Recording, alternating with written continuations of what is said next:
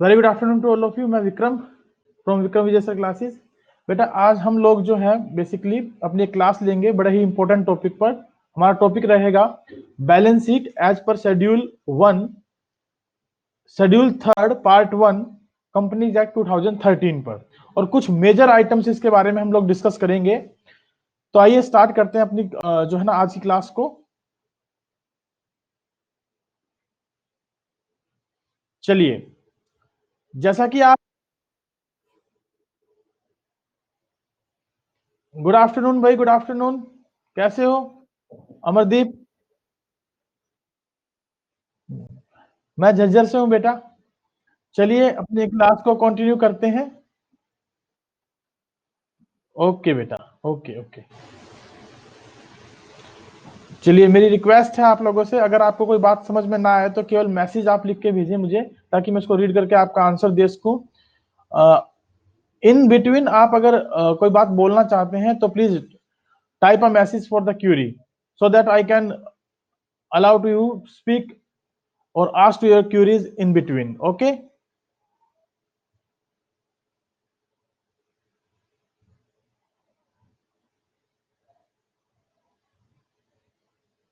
Okay sir. चलिए, देखिए हमारा जो इंपॉर्टेंट टॉपिक है आज का वो रहेगा बैलेंस शीट पर, और हम बात कर रहे हैं फॉर्म ऑफ बैलेंस शीट के बारे में, जो कि as per schedule third part one of companies act 2013 के अकॉर्डिंग बनाई जाती है। नेम ऑफ द कंपनी हमने रखा है विक्रम विजय ब्रदर्स लिमिटेड। बैलेंस शीट रहेगी हमारी एज एट 31 मार्च 2020। पहले तो मैं आपको बता दूं इसके फॉर्मेट के बारे में। जो शेड्यूल थर्ड पार्ट वन है उसमें बैलेंस शीट के फॉर्मेट को बताया गया है कि ये वर्टिकल फॉर्मेट में बनेगा, that is to be prepared in the vertical format. आप ध्यान रखें, ये एक इंपॉर्टेंट क्वेश्चन हमारे लिए हो सकता है जो हमसे पूछा जा सके कि बैलेंस शीट का format as per the companies act 2013 schedule third part one में किस फॉर्मेट में बनाया जाता है। तो it is prepared in the vertical format. कुछ बेसिक बेसिक से क्वेश्चंस हम जो है ना डिस्कस करते चलेंगे साथ साथ। सबसे पहले आइए देखते हैं इसके फॉर्मेट्स पर एक नजर डालते हैं। फॉर्मेट्स में सबसे पहला है हमारा पार्टिकुलर्स, साथ में हम एक कॉलम रखेंगे नोट नंबर का, फिर figures at the end of current reporting period, thereafter figures as at end of previous reporting period. ये हमारे जो है चार कॉलम्स होते हैं बैलेंस शीट में।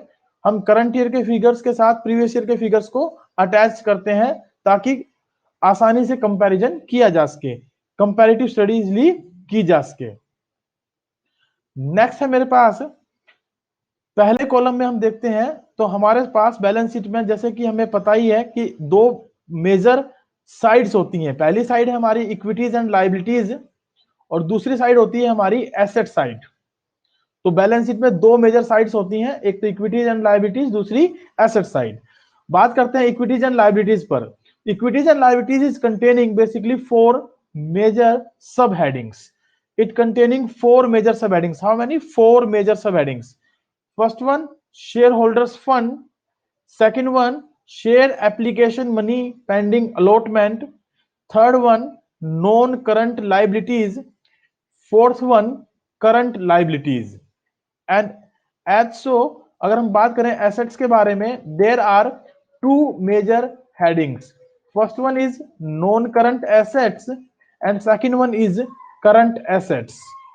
So यहां पर हमसे एक क्वेश्चन रखा जा सकता है कि बैलेंस शीट की मेजर साइड्स कितनी होती हैं। तो हम मेजर साइड्स के बारे में यदि बात करें तो there are two major sides. First one equities and liability, second one assets. दूसरा क्वेश्चन हमसे रखा जा सकता है how many major headings in equities and liabilities. तो there are four major headings in equities and liabilities.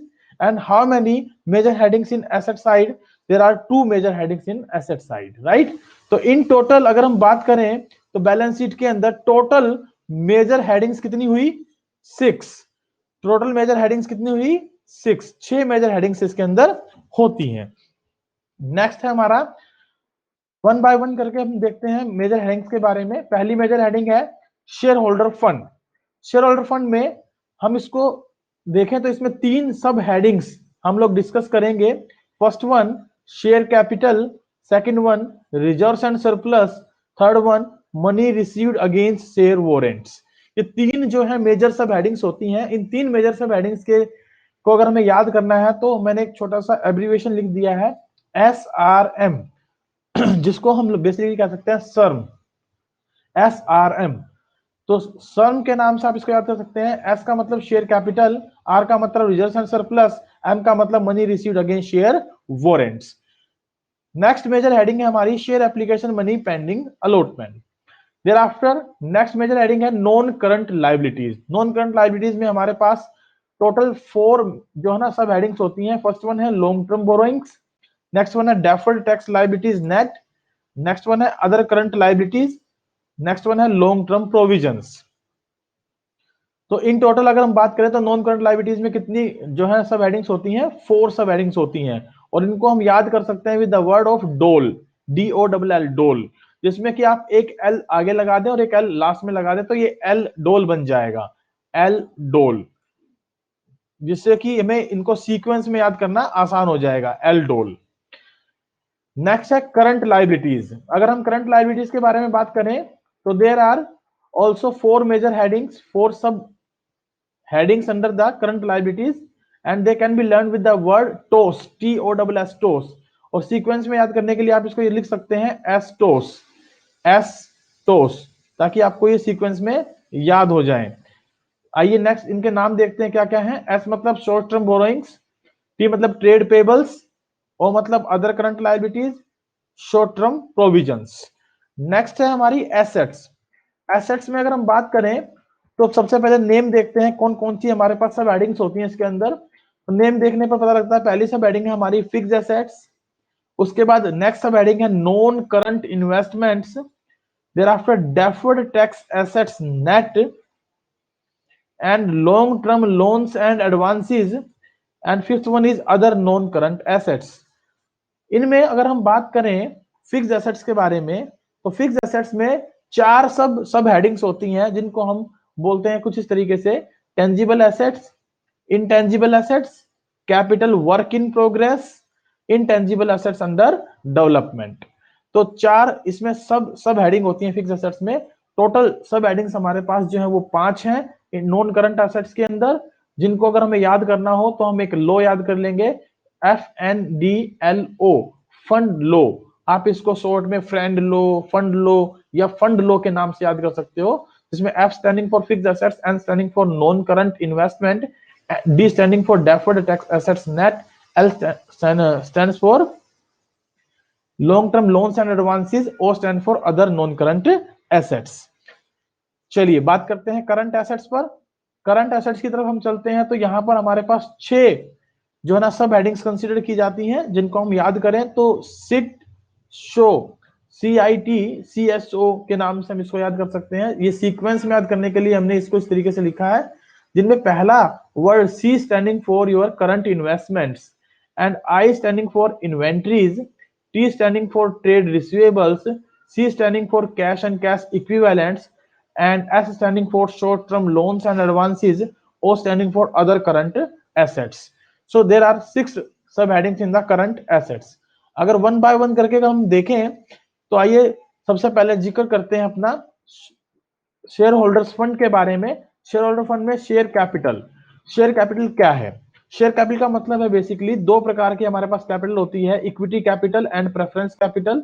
दोनों की capital का जो सम अप है उसको हम यहाँ पर शो करेंगे। तो इसके अंदर बेसिकली हमारे पास क्या क्या सब हेडिंग्स आएंगी उनके रिलेटेड हम यहाँ जो है ना क्वेश्चन डिस्कस करेंगे। तो मैं आपको बता दूं शेयर कैपिटल से रिलेटेड जैसे इक्विटी शेयर कैपिटल है, प्रेफरेंस शेयर कैपिटल है, या किसी प्रकार का कोई कॉल सिनेरियर है, शेयर फॉरफीचर बैलेंस है, वो सब हम शेयर कैपिटल में शो करके चलते हैं।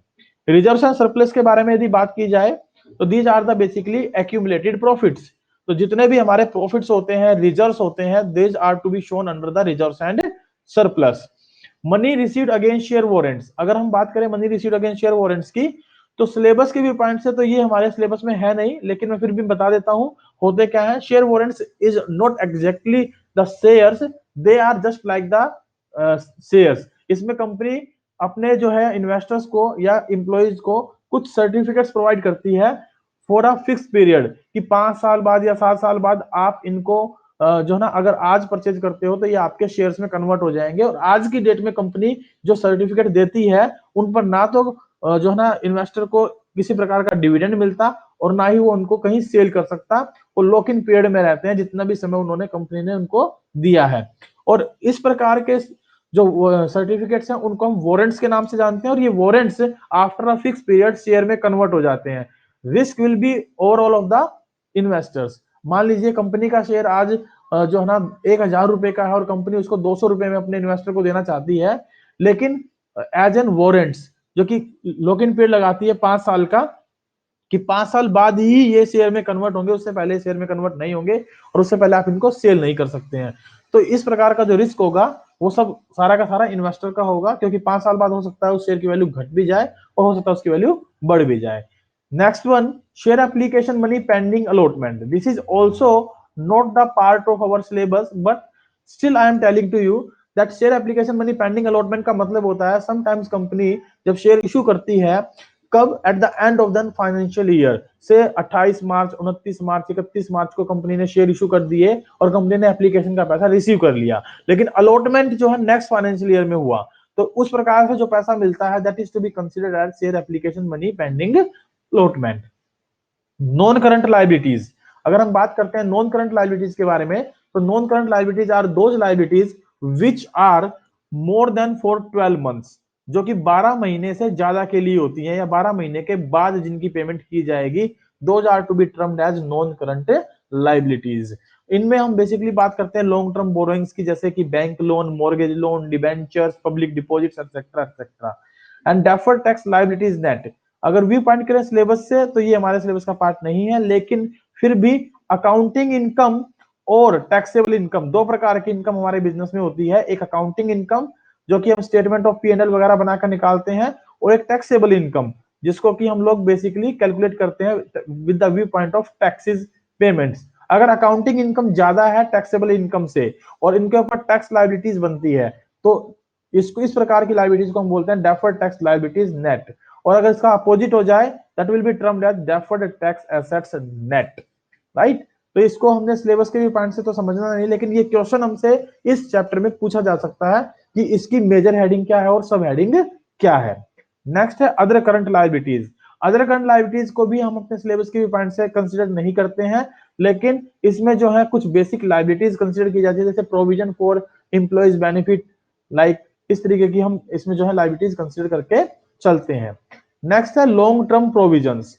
लॉन्ग टर्म प्रोविजंस हम अपने सिलेबस में काउंट करते हैं, ये हमारे सिलेबस में रहेगा, और इसके अंदर हम डिफरेंट डिफरेंट आइटम्स को डिस्कस करेंगे, जिसमें ग्रेचुइटी है या इंप्लॉइज के प्रोविडेंट फंड का पैसा है, इस तरीके की लाइबिलिटीज हम इसमें कंसीडर करके चलेंगे। करंट लाइबिलिटीज, करंट लाइबिलिटीज में अगर बात की जाए तो शॉर्ट टर्म बोरोइंग्स, जितना भी लॉन्ग टर्म बोरोइंग्स है यदि वो लेस देन 12 मंथ्स हो that is to be considered as short term borrowings.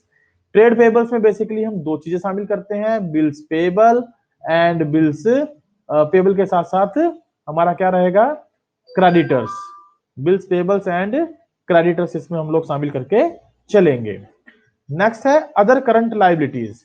Other current liabilities की अगर हम बात करें तो इसमें हमारे पास restricted to outstanding expenses, अनएक्रूड incomes, ये दो बेसिकली हम इसमें कंसीडर करके चलते हैं। इनके अलावा और भी चीजें आ सकती हैं, हम वन बाय वन करके उनको एक आगे फॉर्मेट में डिस्कस करते हुए चलेंगे। Short term provisions, short term provisions are those provisions which are to be prepared for the known liabilities with unknown amounts, like provision for doubtful debts, provision for depreciation, provision for taxation। इस तरीके के elements हम इसमें show करके चलते हैं। आइए बात करते हैं एसेट्स पर। एसेट्स के अंदर हमारे पास जो है, जैसे कि हमने आपको बताया, नॉन करंट एसेट्स में 5 सब हेडिंग्स होती हैं। पहली सब हेडिंग है हमारी फिक्स्ड एसेट्स, और इसमें 4 प्रकार की सब हेडिंग्स हैं, जिनमें हम बात करते हैं टेंजिबल एसेट्स की, इनटेंजिबल एसेट्स की, जो कि सिलेबस का पार्ट है। कैपिटल वर्क इन प्रोग्रेस हमारे सिलेबस का पार्ट नहीं होगा इसमें से। टेंजिबल एसेट्स में अगर बात करें तो वो सारी एसेट्स जिनका फिजिकल एग्जिस्टेंस होता है, जो कि लॉन्ग टर्म पर्पज के लिए खरीदी जाती है, जिनका पर्पज रीसेल करना नहीं होता, those are to be termed as tangible assets. And what are intangible assets? Intangible assets are those assets which are not purchased for resale and does not having any physical existence, like goodwill, patent, trademarks, copyrights, mast heads, publications या recipes, formulas, software. These are the examples of your intangible assets. Tangible assets की अगर example की बात करें तो land and building, plant, machinery, vehicle, है ना, ये सब हमारे क्या है, टेंजिबल एसेट्स के पार्ट है. Live stock, capital work in progress and intangible assets under development. These are not the part of our syllabus. But what is capital work in progress? It means अगर हमें हम कोई particular जो है ना assets under construction है और उसको हम कंस्ट्रक्ट कर रहे हैं, जब तक कि वो कंप्लीट ना हो जाए, that will be termed as capital work in progress. Intangible assets under development क्या है? इंटेंजिबल assets under development का मतलब होता है ऐसी assets जिसके लिए हमने पार्टिकुलरली अप्लाई कर रखा, जैसे लाइसेंस है, फ्रेंचाइजी है, लेकिन अभी तक हमें उसके राइट्स मिले नहीं है. Those are to be termed as intangible assets under development. Next sub heading है हमारी नॉन करंट एसेट्स की, non current investment. Non current investment को हम ट्रेड इन्वेस्टमेंट के नाम से भी जानते हैं, ध्यान रखिएगा, ट्रेड इन्वेस्टमेंट भी कहलाते हैं ये. तो trade investment are those investment basically which are not made for the reselling purpose, like investment in government bonds, investment in mutual funds, investment in equity shares. These are to be known as non-current investments. Deferred tax assets हमने ऊपर discuss कर ही लिया था. Next है, ये हमारे syllabus का वैसे पार्ट नहीं है. नेक्स्ट है long term loans and advances.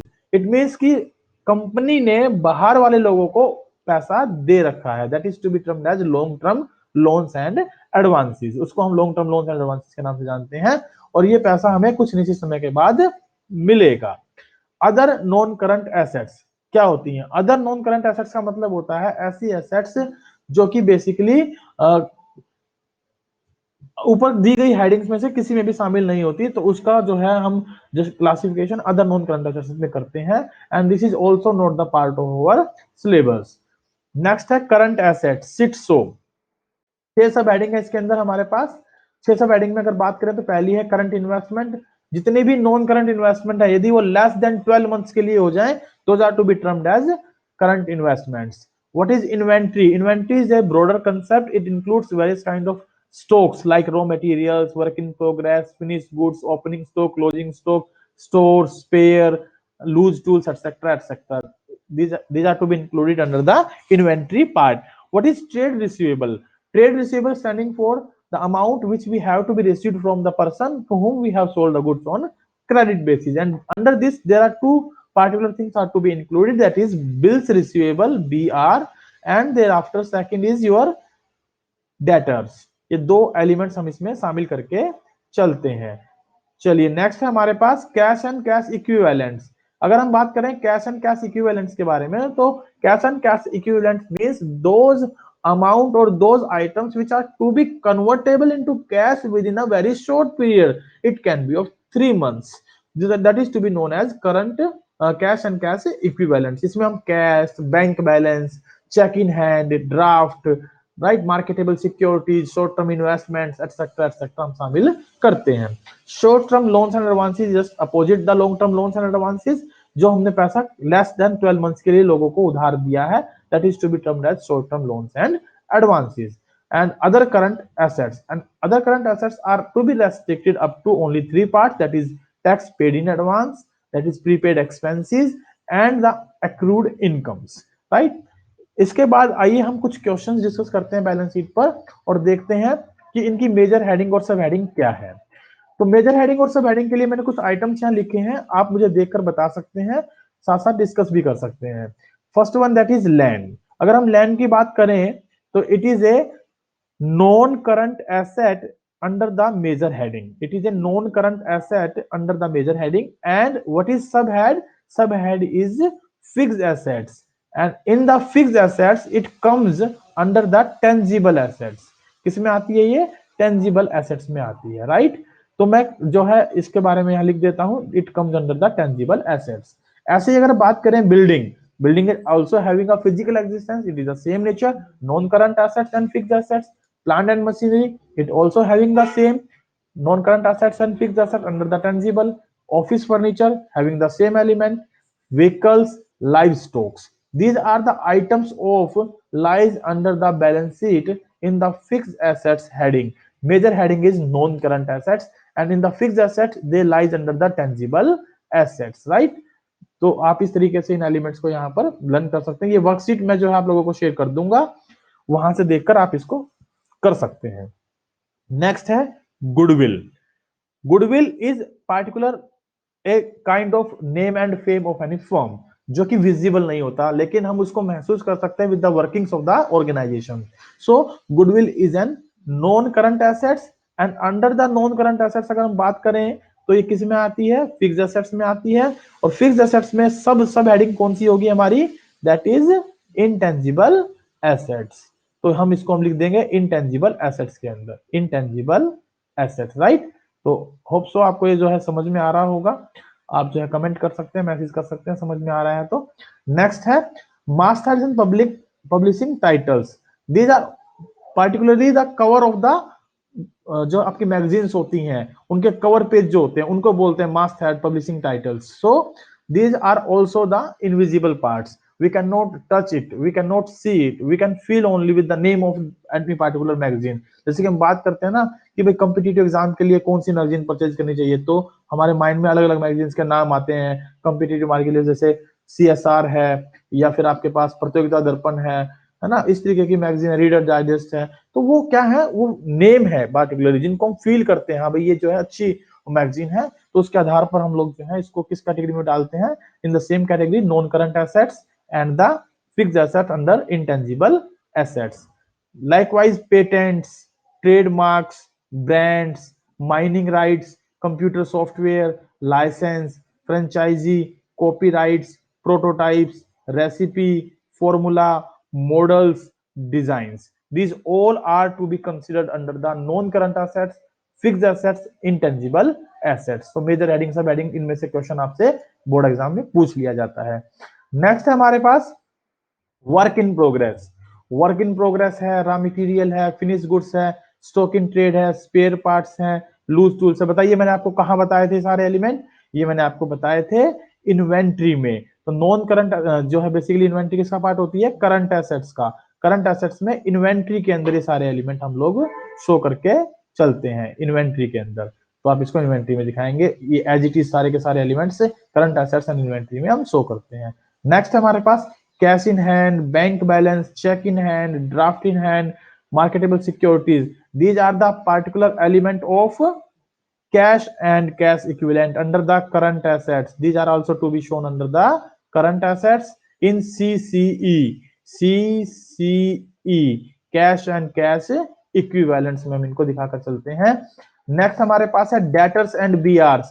मैंने इन दोनों के बारे में आपको बताया था कि दो ही एलिमेंट आते हैं, किसमें आते हैं, करंट एसेट्स में, और करंट एसेट्स में भी मेजर सब हेडिंग कौन सी होगी इनकी, trade receivables. Very very good, trade receivables. Next है क्रेडिटर्स एंड बीपी। बताइए जरा क्रेडिटर्स और बीपी कहां आते हैं, करंट लाइबिलिटीज में। करंट लाइबिलिटीज में ट्रेड पेबल्स में ये पार्टिकुलर एलिमेंट हम शो करके चलते हैं।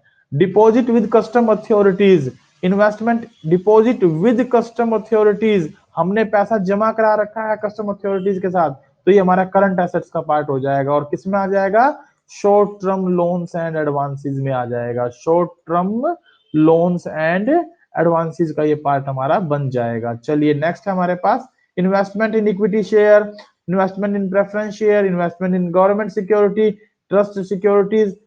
इसके सामने यदि कुछ ना लिखा हो तो these are for the long term purposes, and long term purposes है तो नॉन करंट एसेट्स में नॉन करंट इन्वेस्टमेंट हेडिंग के अंदर हम इनको शो करके चलते हैं। नॉन करंट इन्वेस्टमेंट में हम इनको दिखाकर चलते हैं। चलिए नेक्स्ट है हमारा investment in equity shares for the short term, preference share for the short term, investment in government security for the short term, investment in trust securities for the short term, mutual fund for the short term. These are investment for the less than 12 months. So these are to be shown under the current assets and current investments. कहां दिखाते हैं इनको, current assets में, current investment heading में दिखाकर हम लोग चलते हैं। नेक्स्ट है हमारे पास mortgage loan. Mortgage loan is that loan which is to be taken for the long term purposes from the outside. Likewise, debentures are the certificate which are to be issued by the company for getting the loans or getting or raising the debt capital from outside. bonds is just like the debentures, bank loan, public deposits. These are the elements which are to be considered under the non current liabilities, under the non current liabilities and long term borrowings में हम इनको दिखाकर चलते हैं। Next है हमारे पास journal reserve. मैंने बताया था all kind of reserve, security premium reserve, balance sheet, balance in statement of P&L, capital reserve, capital redemption reserve, revaluation reserve, debenture redemption reserve, retained earnings, contingency reserves, workman compensation fund, debenture sinking fund.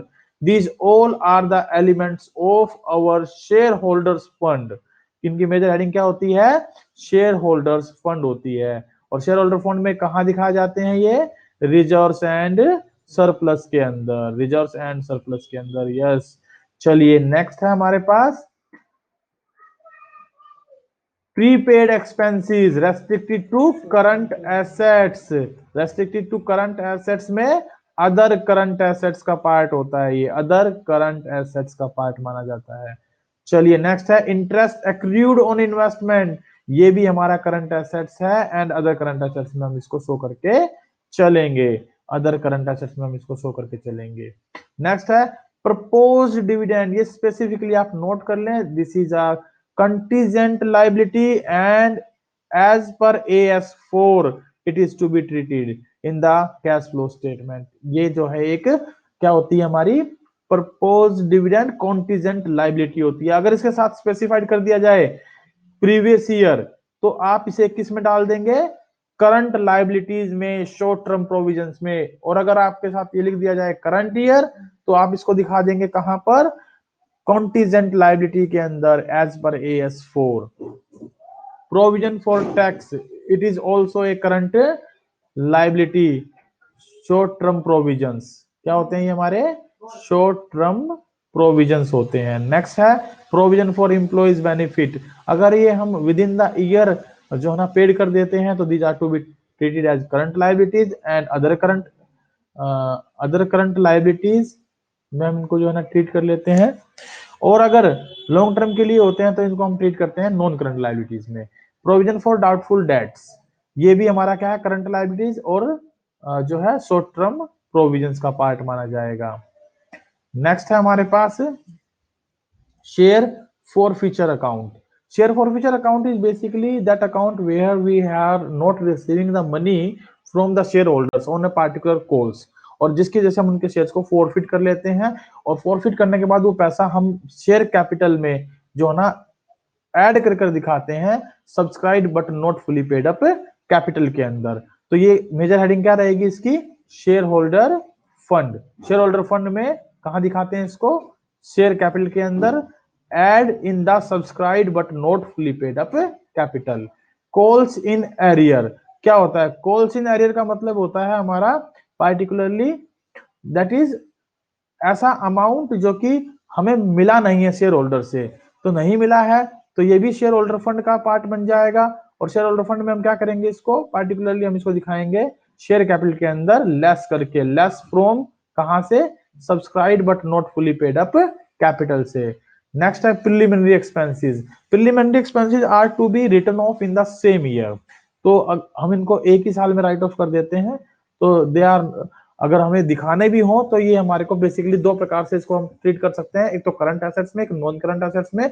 Other current assets और other non current assets. मान लीजिए कुछ amount ऐसी है जो कि आने वाले 5 साल में राइट ऑफ होगी, तो जो करंट ईयर की अमाउंट है वो तो current assets, other current assets में चली जाएगी, और जो बाकी बची हुई अमाउंट है वो non current assets, other non current assets में हम शो करके दिखाएंगे।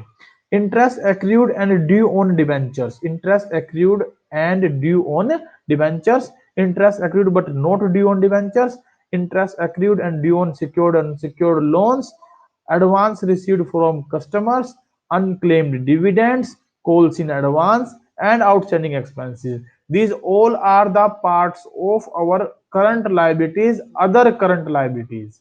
Current liabilities, other current liabilities के पार्ट ये माने जाते हैं, इनको हम अदर करंट लाइबिलिटीज में शो करके चलते हैं। नेक्स्ट है arrears of fixed dividend and guarantee. These are the two specific element, आप नोट कर सकते हैं। These are the commitments. ये कमिटमेंट्स होते हैं और इनको हम बैलेंस शीट में फुटनोट पर शो करते हैं। And this is all about for today's class. I hope आपको क्लास जो है समझ में आई होगी, आपको जो है पूरी बैलेंस शीट समझ में आई होगी, आपको बैलेंस शीट याद करने में भी अब आसानी रहेगी। ये वर्कशीट मैं जो है आप लोगों को सेंड कर दूंगा, आप प्लीज इसको डाउनलोड करके कंप्लीट सोल्व करके आप मुझे रीसेंड कर सकते हैं मेरे टेलीग्राम चैनल पर भी। Thank you very much, have a good day, bye bye, take care.